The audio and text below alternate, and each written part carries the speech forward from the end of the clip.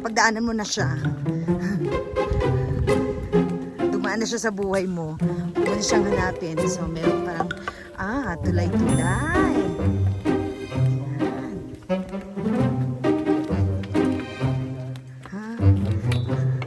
Ayan, may mga village.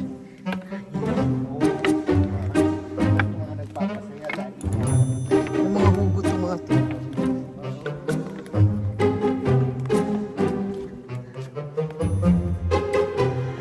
So, mga ilang family po yung nandiyan dyan? Sabi si ate, try mong bilangin po. Wala pa, ha? Mga, ang tao, 1,000. Yung mga taga-Sembo dyan nga dali, napakarami nila para may factory ng bata.